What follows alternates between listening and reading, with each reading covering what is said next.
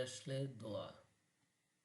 লা হাওলা ওয়ালা কুওয়াতা ইল্লা বিল্লাহিল আলিয়্যিল আযীম।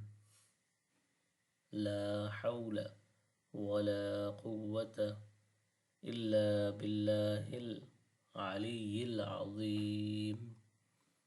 লা হাওলা ওয়ালা কুওয়াতা ইল্লা বিল্লাহিল আলিয়্যিল আযীম।